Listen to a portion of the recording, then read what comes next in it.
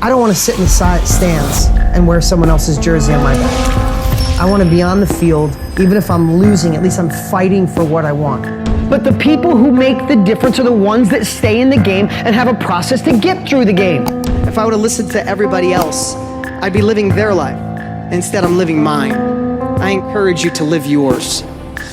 Along the journey of being an entrepreneur, I can remember being young and family members telling me how nuts I was and that I should stop being a dreamer.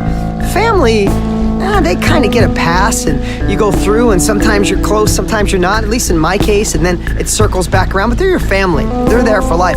But I can remember friends that would always tell me, slow down, dude. That stuff's for other people. You can't have that. And I can remember friends literally getting mad that I was going after stuff, or investing in real estate, or investing and trying to get on TV when I did my first infomercial, or did my first course and training on how to help people go faster, and my success training. And I remember along the way that I would have friends ride with me to a certain level, and then they couldn't handle it anymore because they didn't want to go for it, or they felt inferior because not that I was successful, they just felt inferior, or maybe it was ego, or maybe it was envy, but they would start wanting to drag me back to them. And the truth is, I had to let them go. There was nothing I can do. Some stuck. I'm literally recording this right now in my house, and behind me, if you're watching video, over on the other side of the house is my dearest friend from when I was literally 5, 6, 7 years old. We met. He's really one of the few friends that stuck the whole way. I still love the guys I grew up with, but a lot of times it just changes because I want to surround myself with people who have a bigger future mindset. They want tomorrow to be bigger than yesterday. A lot of times in life, people get stuck without even realizing. It doesn't mean they don't have huge hearts, doesn't mean they're amazing, doesn't mean you don't love them and will love them to the day you die, but they have bigger past mindsets. So when you're talking about how tomorrow could be better, they're talking about back in the good old days when we had that other president, when we were back in college, back in high school, back when the economy was different, back when the Republicans ran it, back when the Democrats ran it, or whatever it is. They have a bigger past mindset, and you looking at a bigger future mindset just conflicts, and you have to let them go.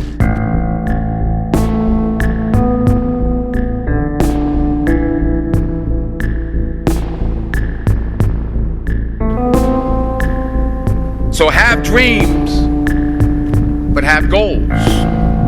Life goals, yearly goals, monthly goals, daily goals. I try to give myself a goal every day. Sometimes it's just to not curse somebody out. Simple goals, but have goals. And understand that to achieve these goals, you must apply discipline and consistency.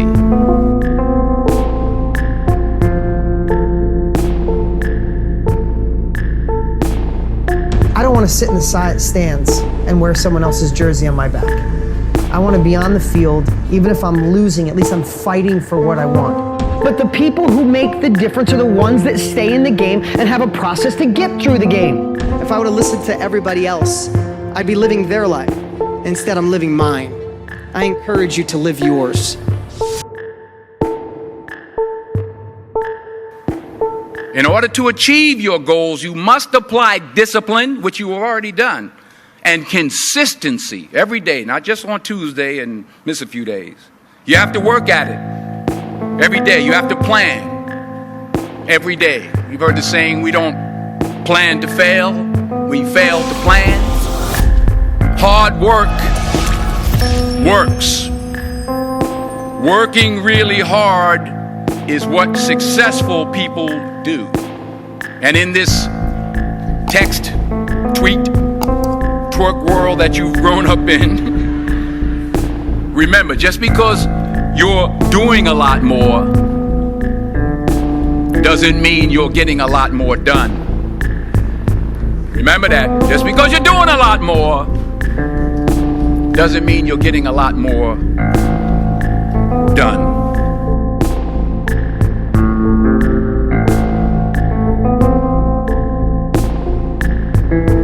Don't confuse movement with progress. My mother told me, she said, yeah, because you can run in place all the time and never get anywhere. So continue to strive, continue to have goals, continue to progress. Number 3, you'll never see a U-Haul behind a hearse. I'll say it again. You'll never see a U-Haul behind a hearse. I don't care how much money you make, you can't take it with you. The Egyptians tried it. They got robbed. That's all they got. You can't take it with you. And it's not how much you have. It's what you do with what you have. We all have different talents. Some of you will be doctors, some lawyers, some scientists, some educators, some nurses, some teachers. Yeah, okay. Some preachers. The most selfish thing you can do in this world is help someone else. Why is it selfish? Because the gratification, the goodness that comes to you, the good feeling that I get from helping others, nothing's better than that. Well, one or two things, but nothing's better than that. Not jewelry, not big house I have, not the cars, but it's the joy. That's where the joy is, in helping others. That's where the success is.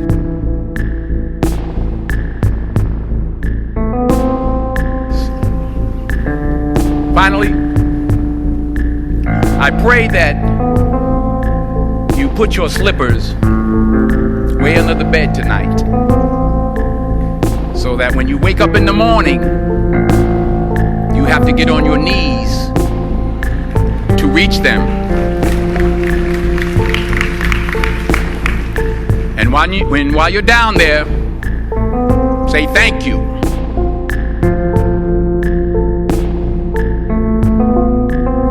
Say thank you for grace.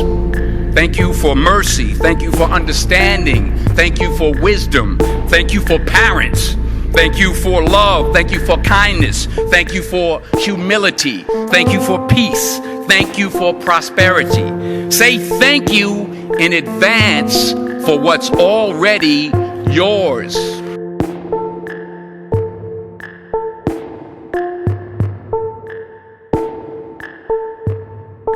Say thank you in advance for what is already yours. True desire in the heart for anything good is God's proof to you, sent beforehand to indicate that it's yours already.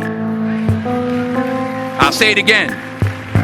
True desire in the heart, that itch that you have, whatever it is you want to do, that thing that you want to do to help others and to grow and to make money, that desire, that itch, that's God's proof to you, sent beforehand already to indicate that it's yours.